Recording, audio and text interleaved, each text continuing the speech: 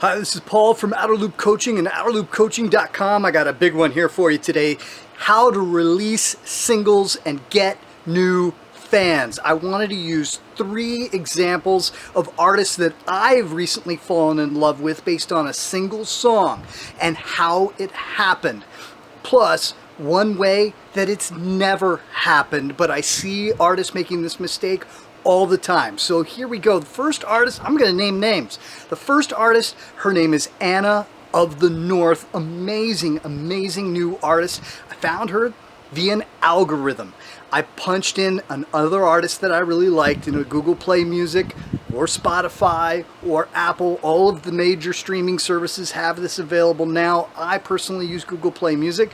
I hit the radio feature and it produces an algorithm that looks at other artists similar to the one that I was starting with and came up with a playlist that seemingly random to me, lots and lots of new artists, new songs I hadn't heard before, and then I listened. And when something pops up, and I do this regularly, that I really like, I then take that song, I'll put it into a playlist that I keep in order to be able to revisit songs that I thought were really great on single listen. That's how I found Anna of the North, and I started digging deep into her catalog, and now I'm a fan. I would consider myself a fan because if she came to my town, I'm going to pay to see her. If she came anywhere near where I am living, I would pay to see her. I am looking for merchandise from her, and the next thing that she does, every time she puts out a new video or a new song, I am streaming it, I am watching the videos, I'm doing everything multiple times, even on the week that it's released, and it's supporting that artist in the best way that I can.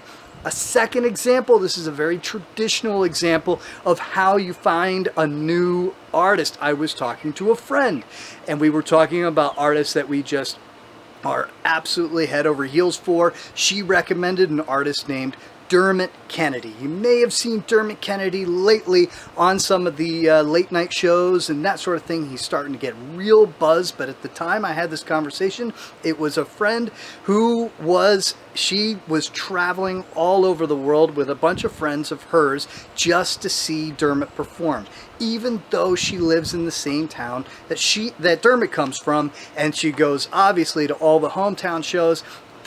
She has a group of friends. She was traveling around to different places around Europe, and they made Dermot Kennedy concerts a way for the friends could all bond together. They all enjoyed his music together. They would get in the front row and just have a wonderful time, and they get to see and visit cities that they'd never been to before at the same time. It was a great way to bond with friends, a great way. And when I heard this story, I said, this guy must be amazing, and he is.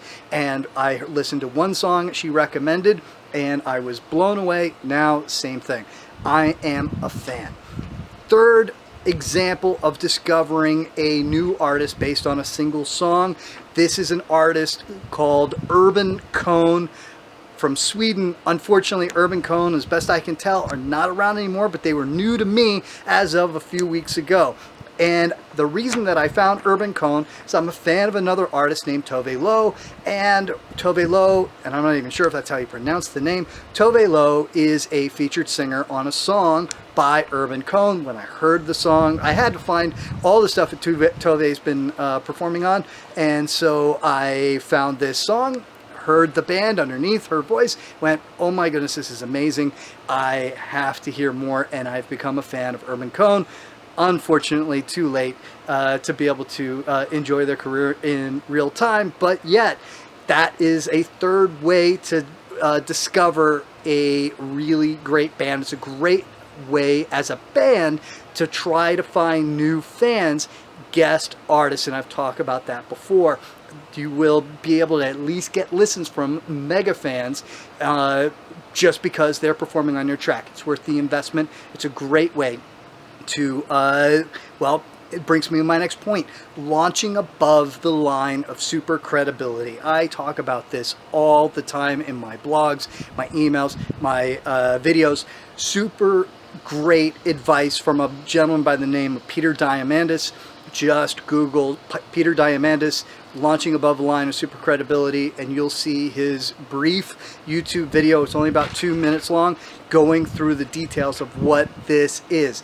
In this context, what it is when you are working with an artist that already has an audience, and that audience loves that artist. You are associating yourself with that artist, not only for those fans, but for people in the industry as well. It's a great way to get attention from new fans and new industry people to your music. Consider hiring guest vocals, guest guitarists, that sort of thing, and you will bring new people into your music.